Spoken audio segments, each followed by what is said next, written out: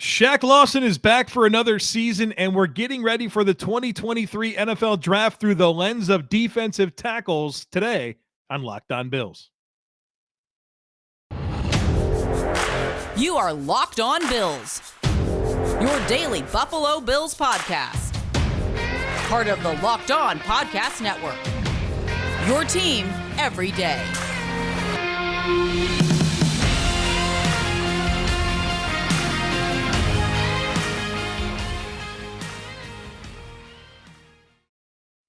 What's up, Bills Mafia? It's Joe Marino, author of Go Bills and Buffalo's Run, also the co-host of the Locked On NFL Scouting podcast, and I'm your host of Locked On Bills. I want to thank you for making Locked On Bills your first listen every day, and please be sure to subscribe or follow for free on YouTube or wherever you listen to podcasts. We're part of the Locked On Podcast Network, your team every day. Well, folks, we're going to do two things here on the podcast today. First, we're going to talk about Shaq Lawson and his return to the Buffalo Bills. And then we're going to have our defensive tackle primer for the 2023 NFL Draft, where I talk about the situation the Bills have at defensive tackle and the early round options that I'd like, and I'll give them to you in order. Of course, the players that I would actually pick in the first three rounds, and I'll get you ready with some mini scouting reports and talk all about the dynamics of the defensive tackle class and how the Bills should attack it in a couple of weeks here when we get to the 2023 NFL Draft. But first, Shaq Lawson back on a one-year deal. Just like we all anticipated when the Bills picked him in the first round in 2016, he's signing his third contract with the Buffalo Bills. Well, maybe in a very different way, but I thought it was fun to at least point out that this is his third deal with the team. So he's back on a one-year deal. He's 28 years old right now. In June, he turns 29. So this is his age 29 season, and it's his eighth season in the NFL. We know what Shaq Lawson is. He's an excellent run defender, a very fundamentally sound player. Nobody's going to confuse him as an elite playmaker or a huge difference maker. But as a rotational defensive end, I really like Shaq Lawson. He's a player that I just appreciate the way he plays the game. He just does it the right way. Knows how to play with extension, lock, peek, and shed, find the football, plays hard. There's a lot to like. I think he's a very good contain rusher. So again, some of the more athletic quarterbacks, guys that can really get outside the pocket, he's very good with that contain rush. He's a really solid rotational defensive end, and I think the familiarity there is important. Bringing back a player on what we would assume is a very low-cost one-year type deal, having a guy with familiarity is good. And last year, the Bills told us a lot when Von Miller was injured and somebody else had to start opposite of Gregory Rousseau. They picked Shaq Lawson.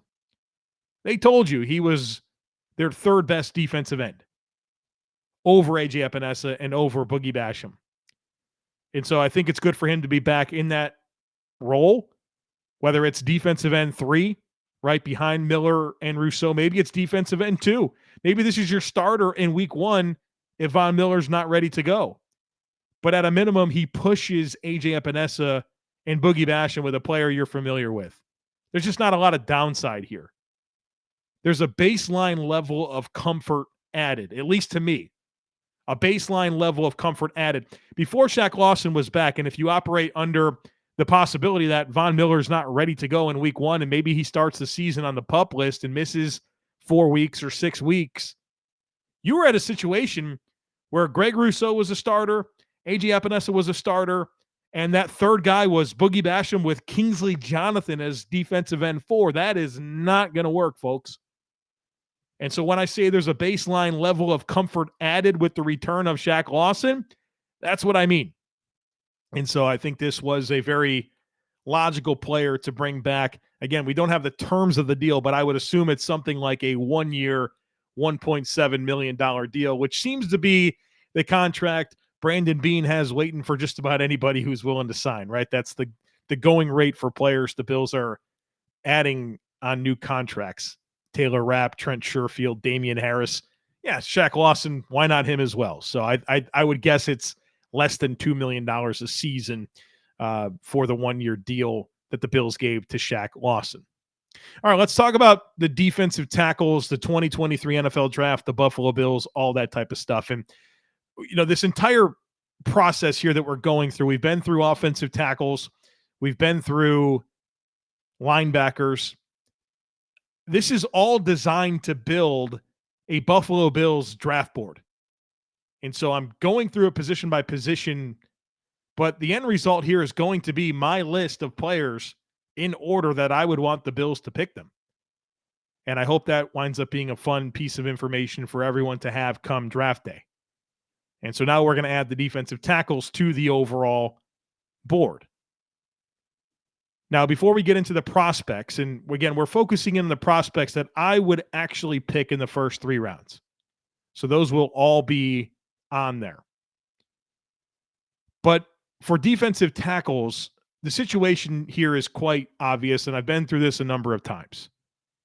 Your 4-man rotation right now is your starters being Daquan Jones and Ed Oliver, Tim Settle and Jordan Phillips as your backups. I think Daquan Jones and Ed Oliver is a good starting pair of defensive tackles. I'm satisfied with that. But how good's Tim Settle? He was pretty disappointing to me last year. Jordan Phillips is very flashy. We like Jordan Phillips. He brings a lot of energy. He certainly waves his arms in the air a lot and gets people hyped up, occasionally makes a play. But this dude's battled a ton of injuries over the last 3 seasons. Hamstring injuries each of the last 3 years. And in addition to that, last year he had the shoulder injury, tore his rotator cuff, had surgery after the season. That's a 5 to 6 month recovery. And so I have questions about those 2 guys as your key rotational players. Those guys are going to get on the field a ton. And so I think you have a short-term need at defensive tackle because I don't love the depth of Tim Settle and Jordan Phillips. And you're, of course, 1 snap away from those guys being starters. But also the long-term need here is quite evident because none of those players, Jones, Oliver, Settle, or Phillips, are under contract beyond this season. So you have short-term needs, you have long-term needs. And so to me, it makes a lot of sense for the Bills to be thinking about a defensive tackle with an early round draft pick. As we've been through, defensive tackles are typically a slow developing position group.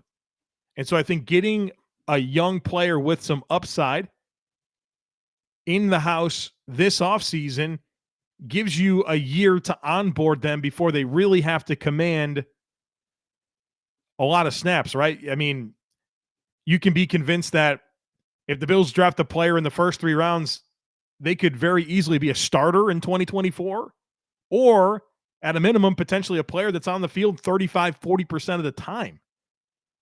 So I think it's very important. The other thing that I'll point out here is if the Bills are planning to roll with Terrell Bernard as the starting Mike linebacker next to Matt Milano, you have 2 very small linebackers, 2 linebackers that are in the mid-220s in terms of weight. And to me, if that's the case, it puts even more of an onus on the defensive tackles to have that position group right, because you're going to need those small linebackers to be able to play free and uncovered as much as possible. And that starts up front. That starts up front by winning the line of scrimmage. And so I think it puts even more of an emphasis on the need at defensive tackle. So in just a moment, we're going to talk all about the options that I like in the first round and, of course, on day 2. But first, need to tell you about FanDuel. Grand slams, no-hitters, and double plays are back, and there's no better place to get in on the MLB action than FanDuel, America's #1 sportsbook. That's because right now, new customers can step up to the plate with a no-sweat first bet up to $1,000. Just go to FanDuel.com/lockedon to sign up, place your first bet, and get up to $1,000 back in bonus bets if you don't win. So maybe you like Aaron Judge to hit a home run. You want a pitcher to go over on their projected strikeouts. You can build a single-game parlay with your favorite matchup of the day, so don't miss your chance to get a no-sweat first bet up to $1,000 when you join FanDuel today. Just go to FanDuel.com/lockedon to sign up. FanDuel, official partner of Major League Baseball.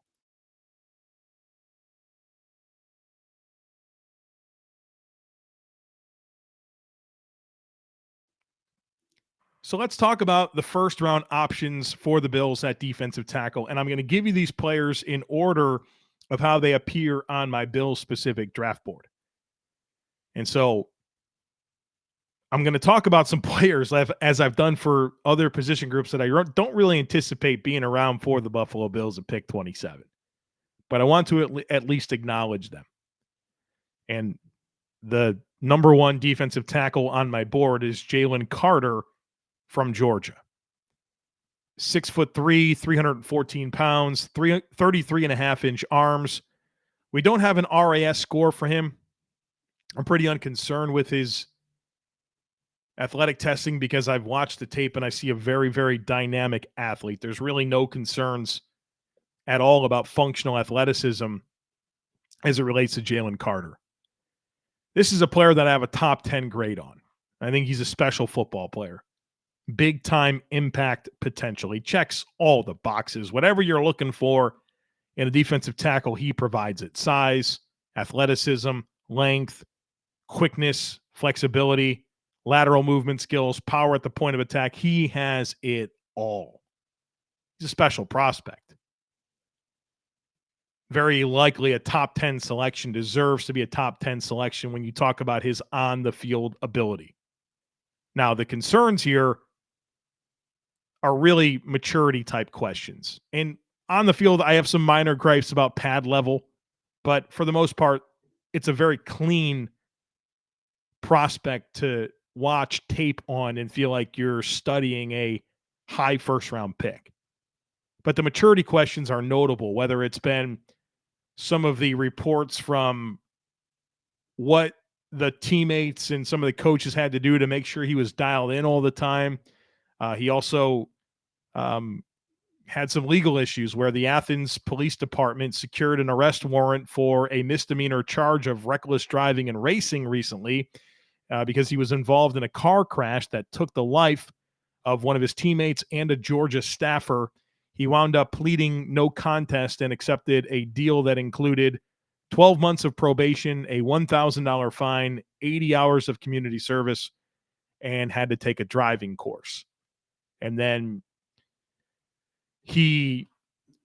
at his pro day, it was kind of clear that he had some bad weight, was, I think, almost 10 pounds heavier than at the combine, struggled through some of the positional drills, had some conditioning issues. Like, those are the questions you have about Jalen Carter. It's not what he showed during game tapes, right? He's a dominant player on tape. We saw that for a couple seasons at Georgia. But as we've learned more about him, some of those maturity red flags have really come up, and that obviously gives you some level of concern. I mean, potentially a player that we were talking about as a top 3 pick or the first non-quarterback off the board, and now it's maybe he falls a little bit, but I don't know that he gets past Philadelphia at 10 as his floor. I think his ceiling is probably 3 to Arizona. So there's questions here, but obviously a big-time talent, my number 1 defensive tackle on the board. My number 2 defensive tackle on the board, and a guy that I'd honestly feel comfortable picking in the first round. In a vacuum, I would say he's got a first-round grade, but as you're going to discover here, I got a pretty big bucket of day 2 guys, more than I thought I would have. And so I think that kind of takes some of the urgency away. And not to spoil my next talking point, but I almost feel like if you're thinking defensive tackle in the first round, I think it's probably a situation where you'd love to trade back if you can find a partner and it makes sense. And so maybe not picking one at 27, but moving back to the late 30s or even the 40s to get a defensive tackle. But the other guy that I have a true first-round grade on is Mazi Smith from Michigan. 6'3", 323 pounds, 33 3/4-inch arms. We don't have an RAS score for him, but this guy is an absolute freak of an athlete. Was number 1 actually on Bruce Feldman's college football freaks list. And if you're unfamiliar with that, every year Bruce Feldman with The Athletic puts out a freaks list, and I think it might be 100 players deep. And the number 1 guy was Mazi Smith. And some of the things that Bruce Feldman reported is that he does 22 reps of 325. You heard that correctly, 325. 22 reps of 225 is good. We're talking about 100 pounds more, 22 reps. He's got a close grip bench press of 550 pounds. That's insane to me. 550 is a very good bench press, one rep max. If it's regular grip, we're talking close grip. 550, that's insane. 33-inch vertical jump, 9'4" broad jump, 4'4" short shuttle, 6'9" 3 cone for a dude who's 6'3", 323, 11'9" 60-yard shuttle. I mean, he's a monster of an athlete. And when you watch him play, you see this. You see him being able to physically dominate and control the line of scrimmage. He is a dominant player at the point of attack. He owns his space. He can work laterally. He can penetrate. He can anchor. There's just a physical dominance that comes with watching Mazi Smith play football that I really enjoy. And I think you're probably going to play him mostly as your one tech, but I think he can play some three tech as well, although you probably want him in the A gaps. The concerns here is probably just like you wish there was more production. And I'll be honest with you, I was pretty shocked when I saw his stats. I don't look at stats usually to the end, and I thought he would probably have very good numbers, and he really didn't. I think he only had like a half a sack for his career. Not a ton of backfield production at all. Not many tackles for loss either. And so I think for Mazi, it's probably just about learning how to maximize his physical gifts to actually make plays. But this guy really owns his space, and he's a player I'd be pretty comfortable with at 27, but maybe more ideally, he's a trade back player. And then when you kind of get into this next group of players, which I'm going to get into, you'll see that it's a pretty big bucket, and it makes me feel pretty good about, hey, if you want to use that first pick on a defensive tackle, you want one of these guys, maybe move back from 27 if you can. So I got a bunch more players to talk about here in just a moment. But first, I need to tell you about Ultimate Football GM. You've heard me talk about this game quite a bit. And if you've thought you'd make a good GM, you got to give it a try.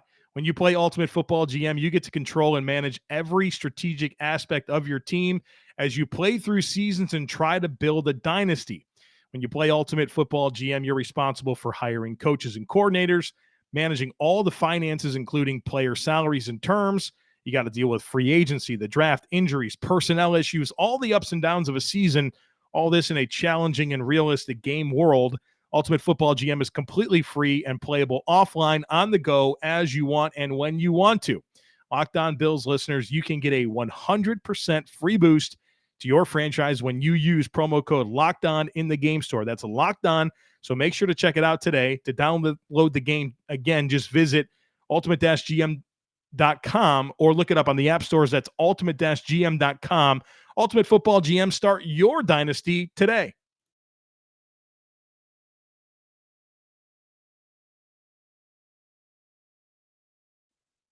All right, so I got a bunch of day two options that I like. Let me see here. 1, 2, 3, 4, 5, 6.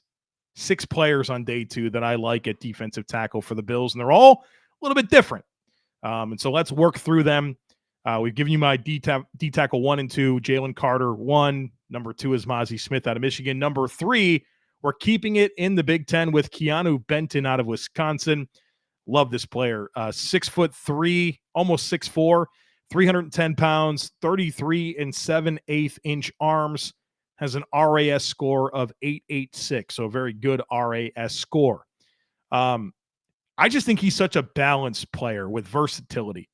That's what I think of when I think of Keeanu Benton, a guy that can rush the passer, a guy that can defend the run, can play in the A gaps, can play in the B gaps, a 1 or a 3. You feel good about those alignments and how he can make an impact regardless of what the other team's trying to do. He's got good hand usage. That really pops for me on tape. Really stood out at the Senior Bowl. Love the way that he's built. Had a chance to be on the field with him quite a bit at the Senior Bowl, and just you can tell there's a body composition there he slapped together very, very well.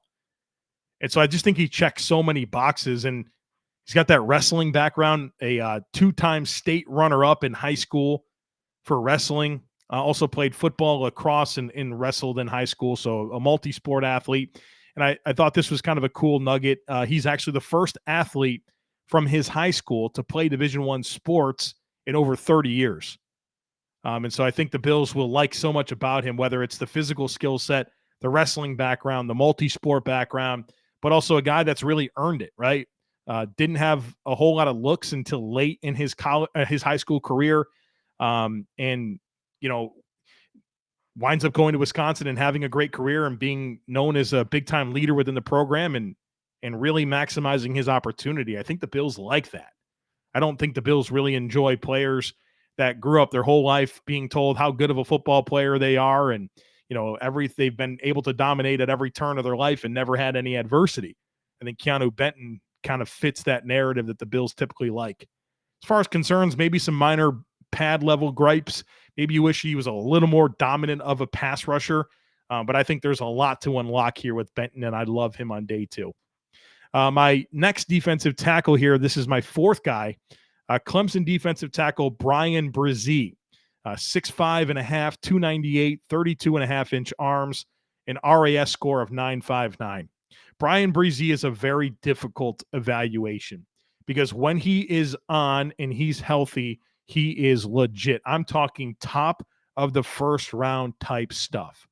Was a big-time recruit out of high school. I think one of the top 5 players coming out, goes to Clemson, was really good in 2020, started the 2021 season, and then just it felt like everything that could go wrong for him did, right? He just felt like a guy that went through so many different challenges, whether it was in 2021, he had a shoulder injury early in the season, and then he tore his ACL in week 4, missed the rest of the season. And then last year, he had a pretty serious battle with strep throat that led to a kidney infection. And his weight fluctuated like 45 pounds due to the sickness.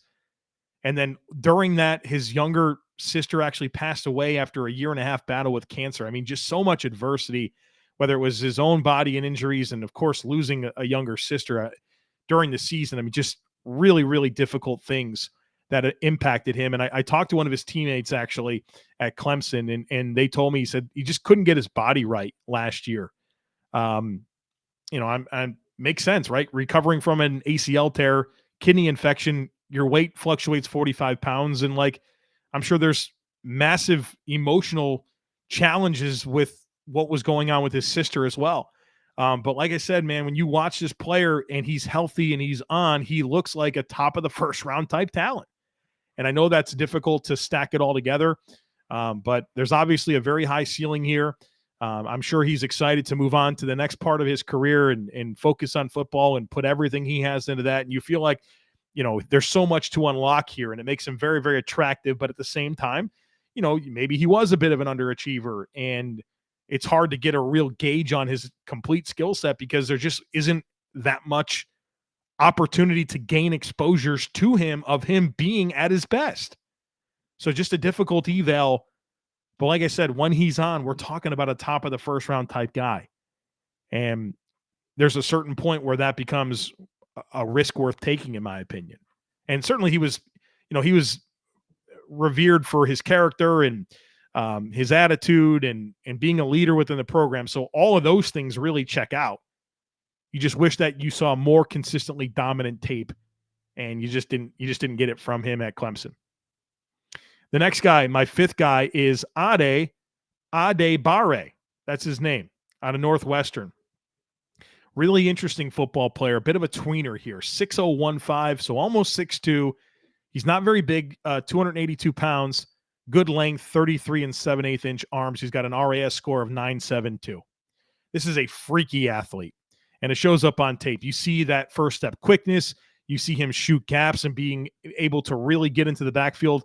At Northwestern, he played on the edge, a lot of 4-eye alignments, kind of like right over that tackle or inside shoulder of that tackle, and he would shoot that B gap all the time. And man, those guys couldn't stay with him at all. You love the way that he plays the game in terms of pursuit effort, big time leader within the program. There's a lot to like about what he demonstrated physically. Now, the concern here is he's going to have to make a position switch. He played on the edge at Northwestern. In the NFL, he's a 3-tech.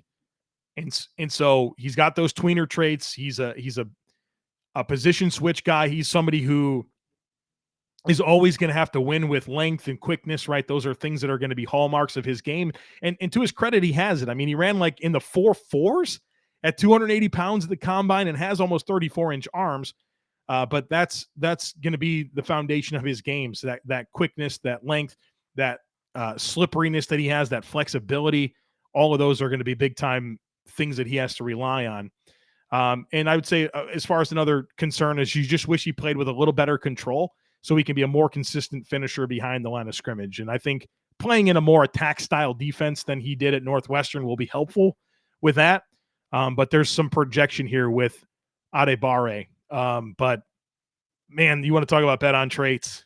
This guy really can give that to you. Predicting where he gets drafted is difficult. I can see a team like Seattle just picking him right in the first round, but I think there's a chance he falls into day 2 and, could potentially be a very intriguing player to have on your defense that can really be a disruptive interior penetrator. And I like that he's got length. So, like, the concern that I've talked about with Ed Oliver is he's a 280-pound tackle with sub 32-inch arms. Well, I've got a 280-pound defensive tackle now, but he's got almost 34-inch arms, and that's a big deal. That's a big deal. So he's the next guy on the list. So that's 3, 4, 5. My 6th defensive tackle is Gervin Dexter from Florida. Watched his tape this morning. Did not expect to like him as much as I did. So let's talk about him. 6'5" and 5/8, so almost 6'6", 310 pounds, 32.25-inch arms. Great RAS score of 9.52. He had like a 4.88 40-yard dash at that size. A lot of athleticism. In terms of positives, you really see everything at some point, right? He flashes all the stuff that you're looking for. Being able to win with power, right? Being able to penetrate, use length, showing hand counters, being disruptive, moving laterally, taking on doubles. You see all of that in flashes. Now, the concern is that it's not consistent. There's times where he's laid off the ball. You want to see him really work on his hands and develop more hand counters. There's some leverage issues. The production was pretty modest. But I go back to this Florida program, and I've had this concern with Florida for a number of years where I just feel like they're not doing a good enough job with developing their talent. There's so many guys that come in, big-time recruits, all the physical tools. The impact is minimal. And I think they've had so much turnover, not just with their head coaches, but their position coaches are switching out so frequently that guys are just not getting a chance to really develop. And I think Gervin Dexter is one of those guys that is a bit underdeveloped, but you've seen everything you could want, and he's got everything athletically and size-wise that you could want. And so I think there's a wide range of outcomes here, but bet on traits and the ceiling here is very, very attractive. So he's in this bucket for me, kind of that late second round, early third round grade for me on Gervin Dexter. So those, I'll be honest with you, I'm going to talk about a few more players, but those are the guys that I kind of get really excited about. If the Bills came away with one of those players, I'd be very, very intrigued and excited about them. Now, I do have 2 more players that I want to talk about, but I'm very lukewarm on them. The next one is Calijah Cancey out of Pittsburgh. And he's probably the hardest eval in the entire class. Let's talk about him. 6'1", 281 pounds, 30 and 5/8-inch arms. I mean, a complete size outlier. 281 pounds, 30 and 5/8-inch arms. Now, he's extremely athletic. 9.6 RAS score. I think he ran in the 4.6s for his 40-yard dash, but he is just small and does not have length. I mean, in some ways, I call him a smaller Ed Oliver with shorter arms. He's got like an inch shorter arms than Ed Oliver, and Ed Oliver has short arms. And so if you're comfortable, like, relying on exceptions to wind up being meaningful players in the NFL, go right ahead. But those are decisions I usually let somebody else make. But you watch Calijah Cancey at Pitt, there's a lot to like. I mean, he's flexible, has a variety of ways to beat blocks, a big-time motor. He's tough. He's super athletic and nimble. I mean, he was a very disruptive player at Pitt. But at the same time, lacks mass, lacks length. You have questions about how his game translates to the next level. Can this guy come in and just out quick guys in the NFL like he did in college? Probably not. I'm just not willing to attach myself to that. And I think that he's a player. If this guy's on the field and you're going up against another team, they're going to want to run the ball right at him, right? Just throw bodies at him. And I just feel like there's too much give, right? You talk about give and take with prospects, and I have to give up too much here. That just makes me concerned. Have a 3rd round grade on him. If you're looking for like a designated pass rusher on the interior, I like that. But as a high volume snap player, I have too many questions to get super excited about him. He'll probably go much higher than where I would be comfortable taking him, and I'm comfortable with that. Like, go ahead. You can, some other team, you can enjoy the risk reward of Calijah Kancey. The last player I'll mention here is Zach Pickens out of South Carolina. 3rd round guy for me. I wouldn't touch him in the first 2 rounds. The Bills are actually hosting him for a top 30 visit, and we're going to talk about every player that the Bills host for a 30 visit and make sure that they're on the board for you. But he comes in at 6'4", 6'0", so almost 6'4", 291. Good length here, 34 3/8 inch arms, RAS score of 922. A lot of the things that I said about Gervin Dexter, I think you can apply to Zach Pickens. Very toolsy, high ceiling. You see some great flashes of everything you'd love to see from a defensive tackle prospect, but the consistency is just not there, right? He disappears a lot. There's some very ordinary tape mixed in with high-level moments. I would say he's an underachiever. He came to South Carolina with like the same level of recruiting profile as Jadeveon Clowney, and people thought he was going to come there and be the next Jadeveon Clowney, and he wound up being like a pretty good SEC defensive tackle.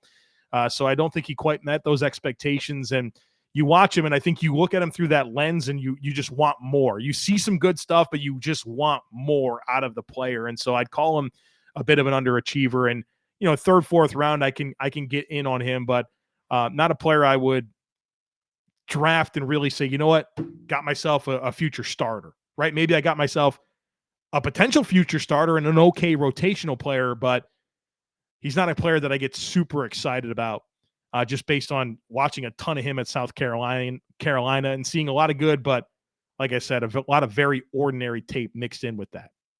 So there you have it, folks. That's my list of defensive tackles I would like the Bills to draft in the first 3 rounds, right? Those are the guys, if I were making the decision and I were picking a defensive tackle in the first 3 rounds, that would be the order of them. And of course, I have now added them to the linebackers and the offensive tackles for us to build out this draft board. And next, we're going to start to focus on wide receivers. And so my intent is for us to have a Gabe Davis conversation tomorrow. We're going to do the deep dive on him and bring up all the talking points and really assess what the Bills have in Gabe Davis. And then from there, we can shift our attention to the draft and talk about the types of players that could be intriguing for the Bills and when they should think about actually, drafting a wide receiver. So that's coming up for you later in the week. Make sure you're subscribed so you don't miss anything. Would love it if you took a second to rate, review, and share the podcast. Have a great rest of your day. Go Bills, and I look forward to catching up with you again tomorrow.